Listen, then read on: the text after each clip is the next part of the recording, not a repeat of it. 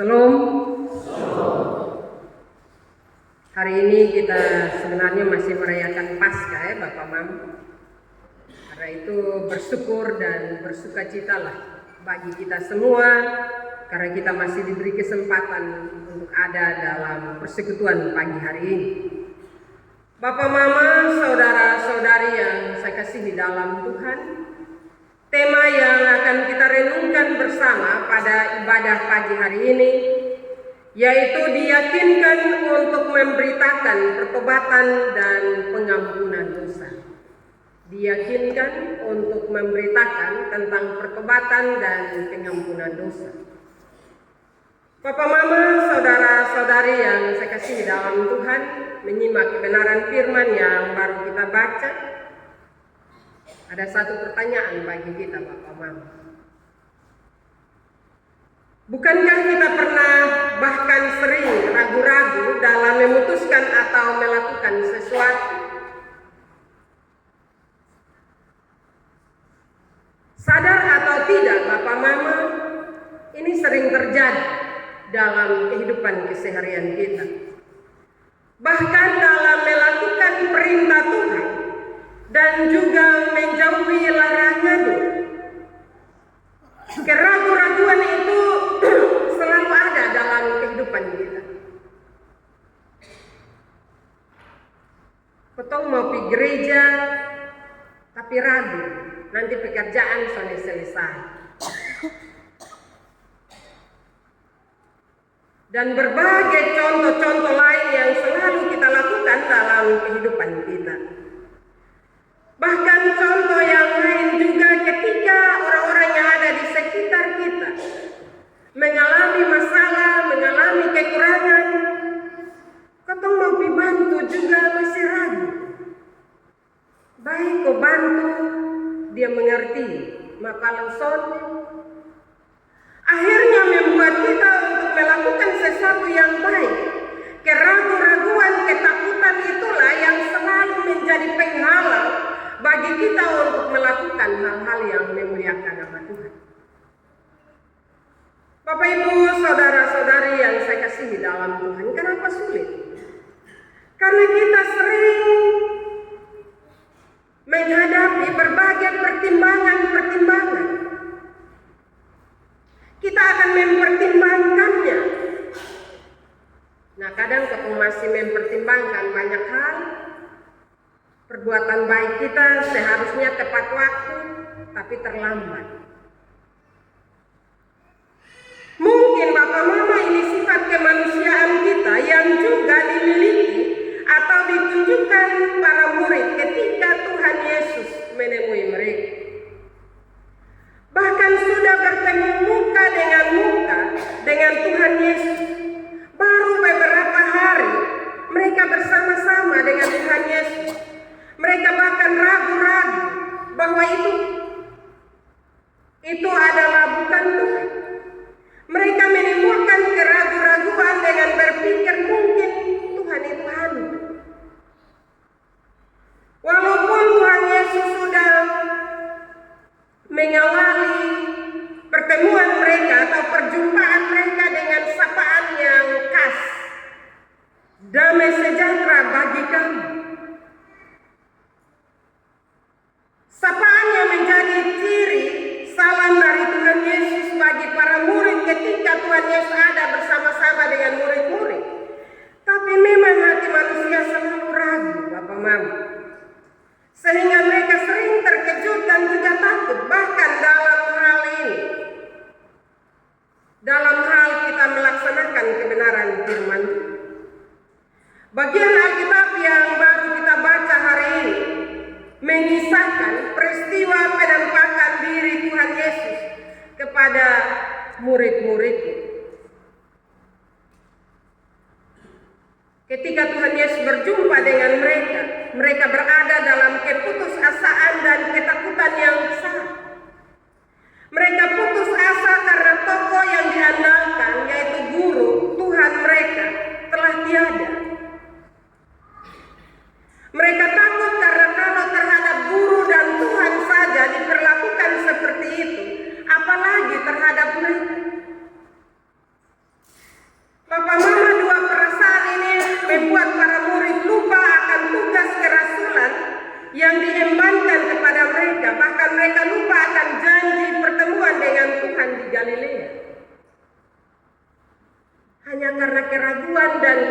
ketakutan itu, Bapak Mama, membuat para murid lupa dengan tanggung jawab yang Tuhan beri bagi mereka.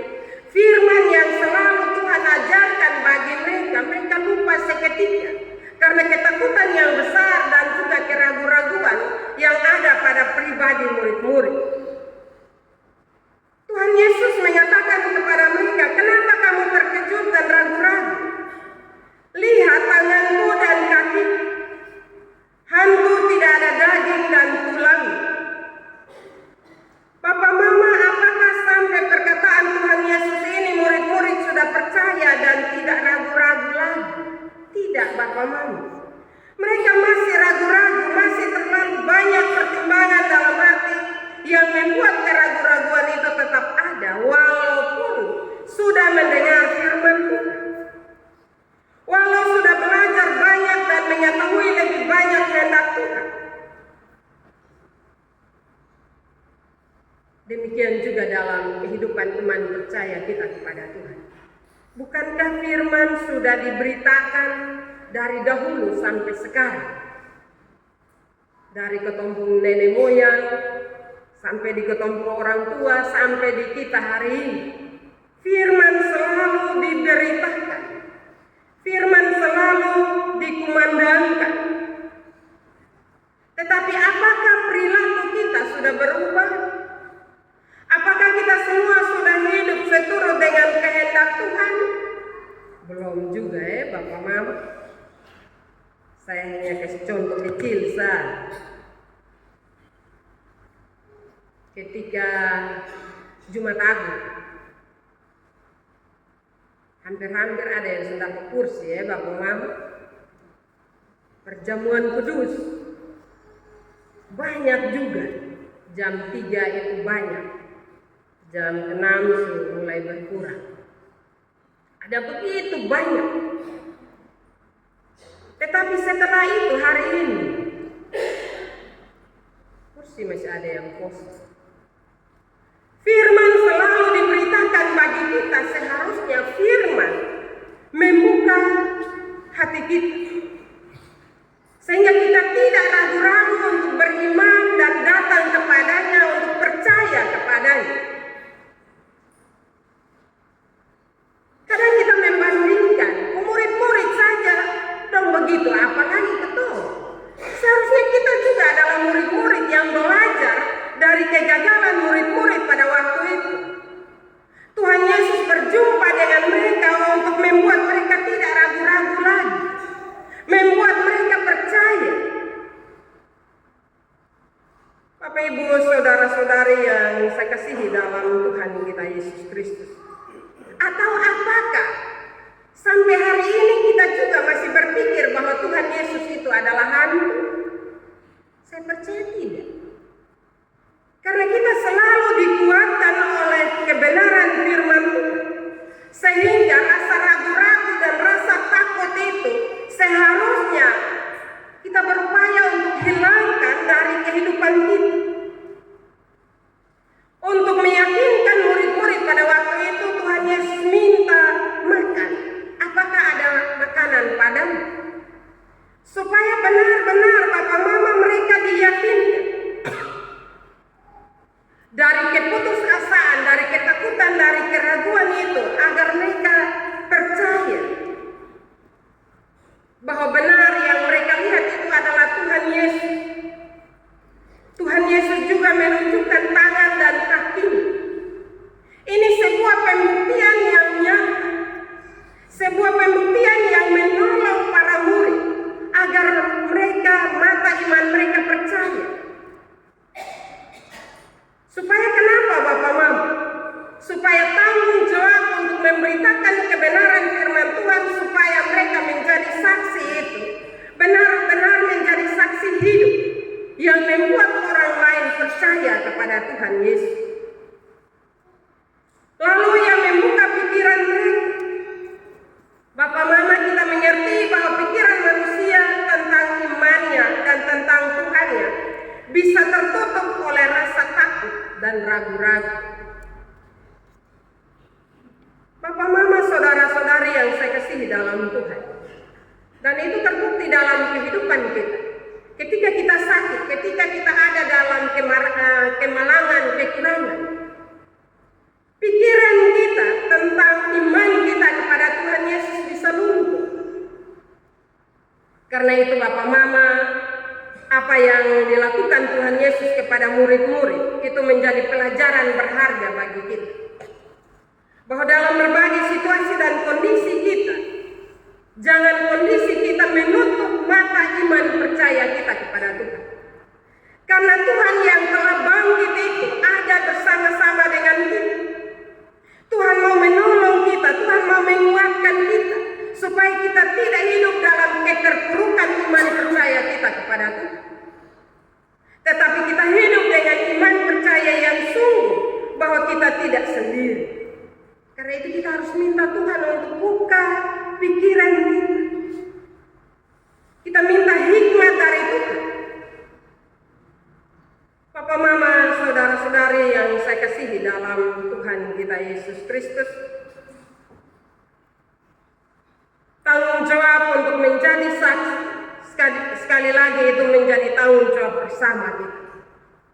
Tuhan sudah bangkit, Tuhan sudah hidup. Ketika Tuhan sudah bangkit dan Dia sudah hidup, artinya bahwa kita tidak beriman kepada kematian, tetapi kita beriman kepada kebangkitan. Karena kita beriman kepada yang hidup, Tuhan yang hidup, Papa, Mama, maka marilah tanggung jawab kita untuk memberitakan kepada dunia ini, kepada orang-orang yang ragu, untuk masih beriman yang belum percaya kepada Tuhan Yesus. Maka tanggung jawab kita untuk kasih kuat mereka. Bagaimana kita menguatkan orang lain kalau kita tidak kuat? Bagaimana supaya kita kuat? Kita harus mendekatkan diri kepada Tuhan. Selalu minta pertolongannya dalam kehidupan kita, agar kita tidak ragu-ragu, agar kita tidak takut menjalani akan hidup ini. Bapak, Ibu, saudara-saudara yang saya kasihi dalam Tuhan kita Yesus Kristus, marilah dalam menjalani akan kehidupan ini, kita harus menyadari bahwa ketika Tuhan Yesus direndahkan, diolok, disiksa, dibunuh, bahkan mati di kayu salib, itu hanya karena mau menebus dosa dan kesalahan-kesalahan kita. Janganlah kita ragu memberitakan firman Tuhan, jangan ragu, jangan takut berbuat yang baik, jangan menunda kesempatan untuk beribadah kepada Tuhan. Sekarang saatnya untuk kita mengabarkan bahwa anugerah pertobatan, kesempatan merubah hidup masih ada bagi kita semua. Inilah kesempatan mengabarkan kematian dan kebangkitan Tuhan Yesus sebagai jaminan pengampunan dosa kepada semua orang. Supaya bila saatnya nanti, seperti lagu, kalau kita tidak berdaya lagi, hidup kita sudah menjadi berkat demi kemuliaan nama Tuhan. Jangan sampai kita hidup di dunia ini hidup dalam kesia-siaan. Jangan sampai kita membuat orang lain hanya mengomel dengan kampung hidup. Atau jangan sampai kita membuat orang lain membenci kehidupan kita. Marilah kita semua punya kesempatan itu. Karena Tuhan Yesus datang untuk mengampuni semua dosa umat manusia. Tuhan Yesus datang bukan untuk satu orang, tetapi untuk semua orang. Karena itu marilah kita semua yang ada, bahkan yang tidak ada, Tuhan berkorban bagi kita. Karena itu marilah beritakanlah kabar baik, kabar sukacita bagi orang-orang yang ada di sekitar kita. Ketika kita melihat dia masih hidup dalam dosa dan kesalahan, doakan dia secara diam-diam, minta Tuhan agar ketika kita mengingatkannya, dia bisa kembali ke jalan yang benar. Janganlah dalam hidup kita hanya kerja sumpah serapah orang, Bapak Mama, itu justru lebih baik juga. Bagaimana tanggung jawab kita untuk mengabarkan pengampunan, memberitakan kebaikan bagi orang-orang yang ada di sekitar kita? Sekali lagi, hanya kebenaran firman Tuhan yang menolong kita. Tuhan Yesus datang bawa damai bagi kita semua. Pertanyaan bagi kita untuk kita refleksikan dalam kehidupan kita, apakah di dalam beriman kepada Tuhan Yesus, damai itu sudah kita miliki dalam kehidupan kita? Kalau kita bilang belum ada damai, artinya ada sesuatu yang masih kurang dalam hidup kita, yaitu hubungan kita dengan Tuhan harus diperbaiki. Damai itu bukan datang dari orang lain, tetapi damai itu mulai dari diri kita. Karena itu kebenaran firman Tuhan bilang mulai dari Yerusalem, mulai dari dalam diri kita. Rasakan damai itu dalam hidup kita. Tuhan Yesus datang dan membawa damai sejahtera bagi kamu. Artinya bahwa damai sejahtera itu Tuhan sudah berikan dalam kehidupan kita. Tanggung jawab kita adalah meneruskan damai sejahtera itu bagi orang-orang yang ada di sekitar kita. Karena itu marilah kita merenungkan kebenaran firman ini. Tuhan Yesus selalu hadir tiap hari bawa damai dalam hidup kita. Apakah kita mau menerima damai sejahtera itu dan berbagi? Firman Tuhan memberkati kita pada pagi hari ini. Amin.